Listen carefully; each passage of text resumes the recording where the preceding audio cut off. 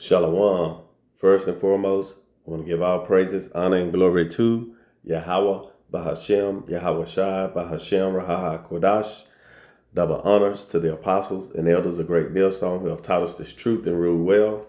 Peace and salutations to the chosen and the elect.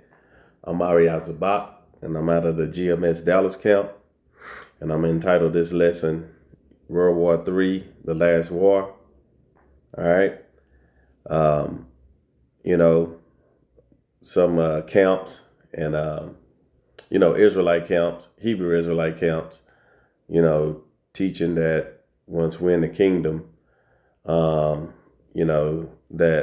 other nations, I believe they was talking about Gog and Magog, Russia, the Edomites, they're going to rise up after 1,000 years and cause war, a war with the saints, which are the Israelites, when we're in the new covenant.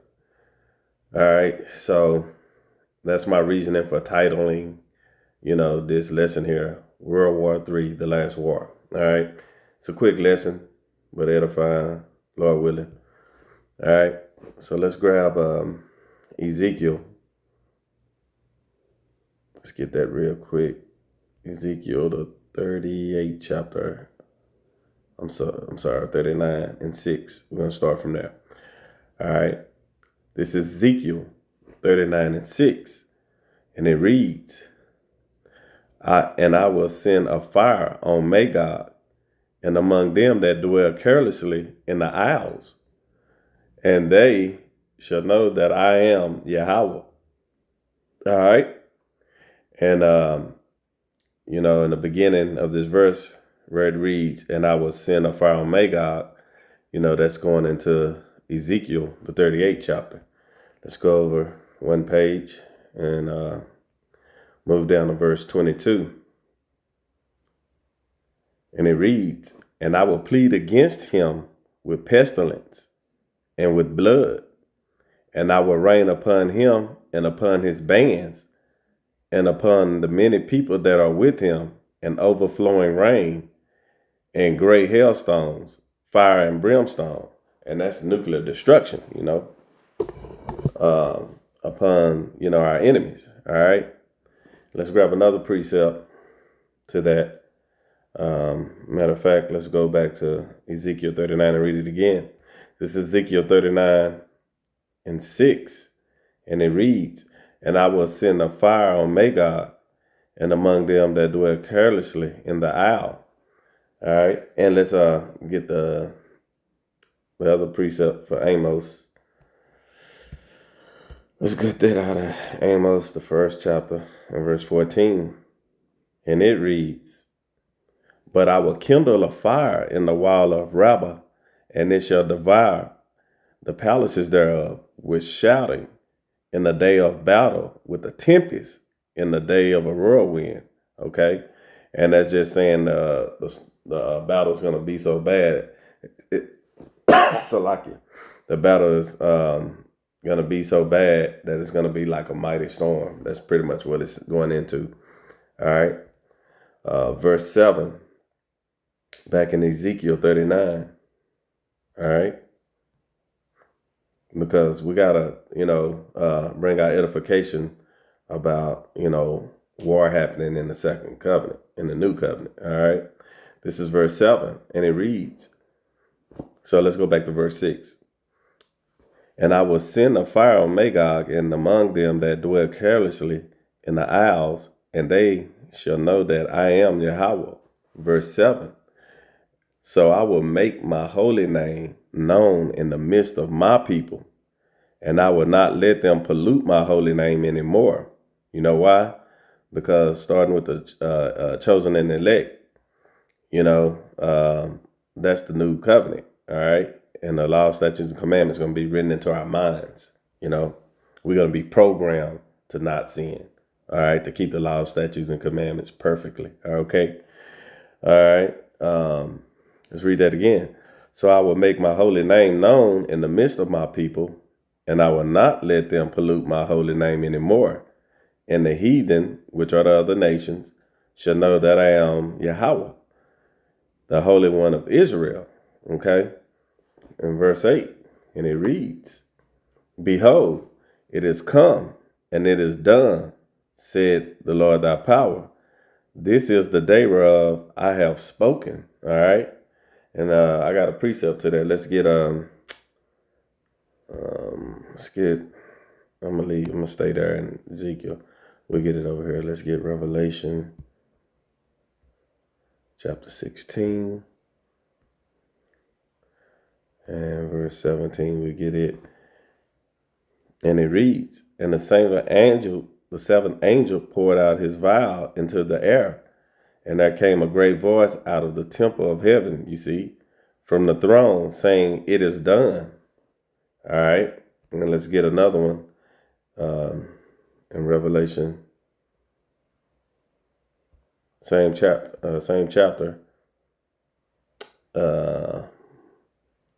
Different chapter 21 in the same book. And this is in verse 6, all right? And it reads, Revelation 21 and 6, and he said unto me, It is done. I am Alpha and Omega, the beginning and the end. And I will give unto him that is athirst of the fountain of the water of life freely. All right. So let's go back and read verse 8 again. Behold, it is come, and it is done. There it is again. It is done, said the Lord thy power. This is the day whereof I have spoken it. All right. It's been declared. All right. Verse 9. And they that dwell in the cities of Israel shall go forth, and shall set on fire and burn the weapons. You see, both the shields and the bucklers and bows and the arrows and the handstaves and the spears, and they shall burn them with fire 7 years. And you have to look that every country on earth has some type of military weapon, whether it's down to the sword, which is a pistol,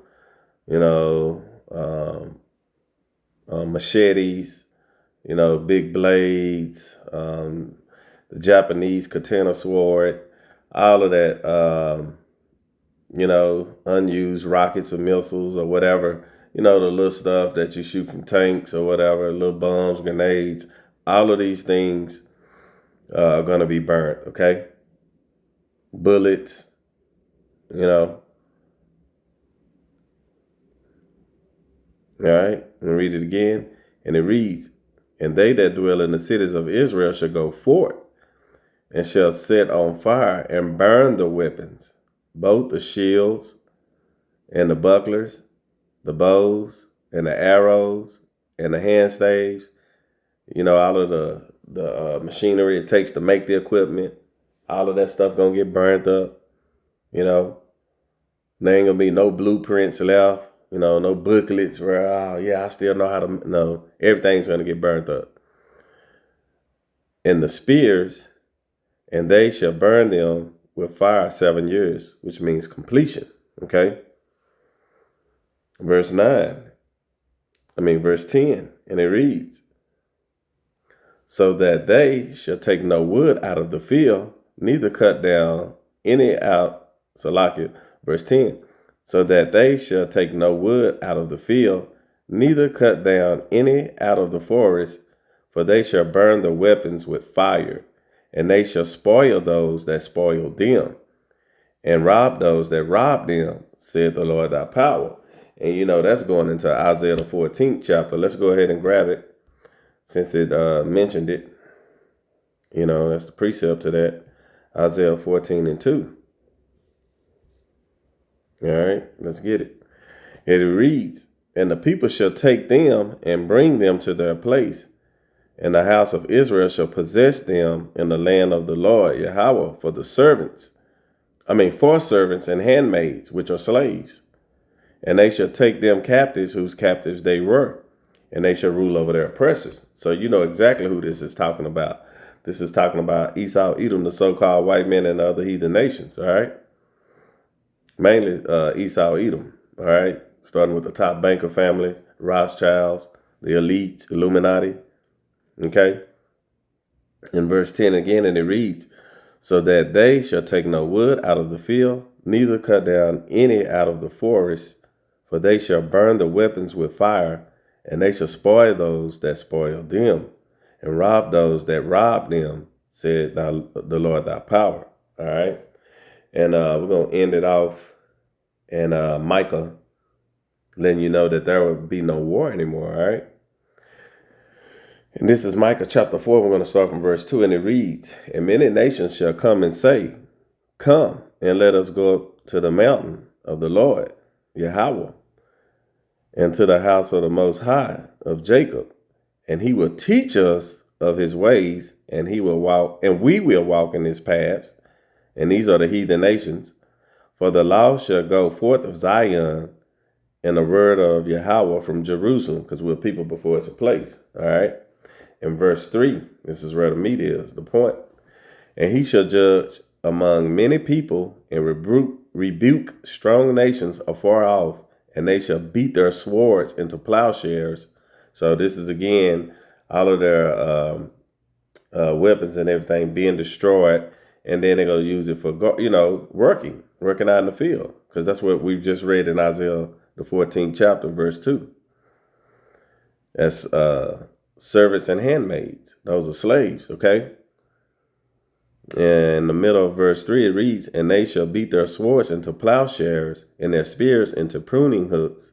Nation shall not lift up a sword against a nation, neither shall they learn war anymore. And that was the whole point, we just heard it, from the prophet here. War would not be learned anymore. It's going to be straight employment, occupation time, putting them hours in, all right. So Lord willing, this lesson was edifying, and I want to give all praises, honor, and glory. And with that, I want to give all praises, honor, and glory to Yahweh, Bahashem, Yahweh Shai, Bahashem, Raha, Kodash. Double honors to the apostles and elders of Great Millstone who have taught us this truth and ruled well. Peace and salutations to the chosen and the elect. Shalom.